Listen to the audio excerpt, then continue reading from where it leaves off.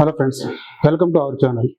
ఈరోజు మనం శ్రీ గురుదత్త గీత జ్ఞానపీఠము యోగీశ్వరేశ్వర్లు శ్రీ శ్రీ శ్రీ కళా గోపాలస్వామి మహారాజ్ గారితో మనం ఇంటర్వ్యూ చేయబోతున్నాం. నమస్కారం గురుగారు. జై గురుదత్త. ఏదైతే అంతా అయిపోయి ఈ మహాభారత యుద్ధం అంతా అయిపోయిన తర్వాత ఇప్పుడు ఎవరైతే దుర్యోధను తల్లి గారు ఎవరైతే ఉన్నారో శ్రీకృష్ణుడు ఒక శాపం ఇస్తుంది కదా, నీ వంశం గాంధారిగా అంటే నీ వంశం అంతా కూడా అంతరించిపోతుందని చెప్పి శాపం ఇచ్చిన తర్వాత ద్వారక కూడా మునిగిపోతుంది. కానీ ఇప్పటికీ చూసుకుంటే కొంతమంది మీకు కృష్ణుని వారసులం అని చెప్పి తిరుగుతున్నారు.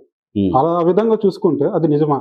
నిజమైతే మరి గాంధారి శాపం అసలు అబద్ధమా? అట్లనేం కాదు, అది కూడా ఒక కారణం. రెండవది, ఈ శ్రీకృష్ణుడి కొడుకు ఒక అతను ఉంటాడు, వాడు సాంబుడు అని జాంబవతికి జన్మించినటువంటి జాంబవతి. వాడు ఋషులు వస్తే కొంచెం గేలి చేసి ఆడపిల్ల గర్భవతి అయినట్టుగా చీర కట్టుకుని అవన్నీ చేస్తాడు. చేస్తే ఆ ఋషులను అడుగుతాడు, ఆ పిల్లలంతా కలిసి, అయ్యా ఈమె డెలివరీ అయితే మగపిల్లాడు పుడతాడా ఆడపిల్ల పుడతాడా? అది గ్రహించిన ఋషి, ఇంత పరాశకాలు ఆడుతున్నాడు వీడినాతో అని అతను అంటాడు, పుడుతుంది కానీ ముసలం పుడుతుంది. ముసలం అంటే ఓకలి అని అర్థం, అది ఇనుపది పుడుతుందని వాళ్ళు చెప్పి శపించిపోగానే ఈ సాంబుడికి నొప్పులు రావటం, ఆ మలద్వారం గుండా ఆ ఇనుప ముక్క ఒకటి ఒక 5-6 ఇంచులది బయటికి రావడం జరుగుతుంది. ఇది ఆ శాపం మూలాన్ని. ఇప్పుడు ఇక్కడ కృష్ణుడు వాళ్ళకి చెప్పి దాన్ని ఉపసంహరించవచ్చు, కానీ అతను అనుకున్నాడు వద్దు, ఇది జరగవలసిందే జరగని. మరి ఇక్కడ కొడుకే అవుతాడు కదా ఆయన, దాన్ని వెనక్కి తీయొచ్చుగా, ధర్మము. ఆ వెనక్కి తీయకుండా ఆ ఏదైతే ముసలం జన్మించిందో ఇది బలరామునికి తెలుస్తుంది.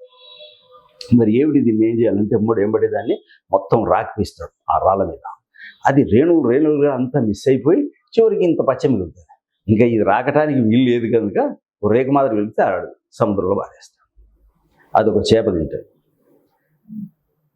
ఈ ఎవరైతే యాదవులంతా ఉన్నారో నశించాలని అనుకున్నారు కదా, వీళ్ళందరూ ముందు గదలతోని తర్వాత ఆయుధాలతోని కొట్లాడి చివరికి ఆ గడ్డి ఉంటుంది కదా, ఆ గడ్డికి రేణువులను వచ్చి పట్టుకుంటాయి. ఏవి? ఇనుప రేణువులు. ఆ రేణువులు పట్టుకుంటే వాటిని పెరికేసి ఒకరికొకరు పొడుచుకొని చచ్చిపోతారు. ఇక ఈ చిన్న ముక్క ఏదైతే ఉందో అది ఒక చేప మింగేస్తే ఆ చేపను ఒక జాలరు తీసుకెళ్ళి కోసుకొని తిందామనుకుంటే అందులో ఈ ముక్క వెళ్తుంది. ఇదేదో బాగుంది, బాణానికి పనిస్తుందని చెప్పి వాడు బాణం మొన చేసి పెట్టుకున్నాడు. ఆ మొననే శ్రీకృష్ణుడి బొటన వేలుకు తగిలి ప్రాణాలు పోవడానికి లేదు. సో ఒక మాట అంత సులభంగా ఇప్పుడున్నటువంటి జనరేషన్కి ఇవన్నీ శాపాలు అవన్నీ ఉట్టివే అనుకుంటారు. దీని నిర్మాణం ఎట్లుందంటే, ముందు శాస్త్రం చెప్పినట్టుగా ఆచరించాలి. శాస్త్రం చెప్పినట్టు కనుక నువ్వు ఆచరించకపోతే దాని తర్వాత శాసనం అంటే ఆర్డర్, ఫైనల్ ఆర్డర్. శాస్త్రం చెప్పినట్టన్నా విను, లేకపోతే శాసనం ద్వారానన్నా విను. అప్పుడు కూడా వినకపోతే చివరికి వచ్చేది శాపం. ఇక దాని నుంచి ఎవరు తప్పించుకోలేదన్నమాట. అందుచేత శాస్త్రానుకూలంగానే ఏ పనులు చేసినా చేయాలి అనేటటువంటిది గీత యొక్క ముఖ్య ఉద్దేశం.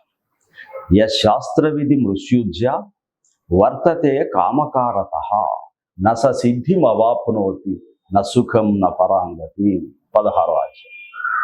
సో శాస్త్రం ఏదైతే నిర్దేశించి చెప్పబడిందో దాన్ని అనుసరించే జీవితాన్ని గడపాలి. అట్లా కాకుండా ఎవరి ఇష్టానుసారం కనుక గడిపితే దాని యొక్క పరిణామం సవ్యంగా ఉండదు అని తెలియజేసేటటువంటి ముఖ్య ఉద్దేశం గీత. ఇది 5200 సంవత్సరాలకు ముందు జరిగినటువంటిది. అప్పటికి ఈ మిగతా అవన్నీ కూడా లేవు, ఇప్పుడున్నవి. ఉన్నటువంటి వాటిలో 2000 సంవత్సరాలకు ముందు ఒకటి వస్తే, దాని తర్వాత 1400 సంవత్సరాలకు తర్వాత ఇంకోటి వస్తే, 2500కు ముందు బౌద్ధిజం వచ్చింది. సో ఎవరి పంధాలో వాళ్ళు చెప్పుకుంటూ పోయారు. అయితే అక్కడ వాళ్ళు దర్శించి చెప్పారు. ఇప్పుడు బుద్ధుడు చెప్పినటువంటిది శూన్యం గురించి ఎక్స్ప్లెయిన్ చేశాడు. ఆయన దాన్ని తెలుసుకొని చెప్పాడు. రైట్. ఇప్పుడు కృష్ణుడు కూడా భగవద్గీత చెప్పిండు కదా, ఆ భగవద్గీత గ్రంథంలో మనం కూడా కంఠస్థం చేసి ఇది చేస్తే అది మన ఒరిజినల్ అవుతుందా? ఒరిజినల్ అది వారిది, మరి మనది కాదు. మనది ఏమిటి అంటే ఆ వారి యొక్క నాలెడ్జ్ని మనం సొంతం చేసుకోగలిగితే మనదైతుంది. కానీ ఆ నాలెడ్జ్ని ఎవరు సొంతం చేసుకోవటం లేదు, పై పైన మాట్లాడే వెళ్ళిపోతున్నారు.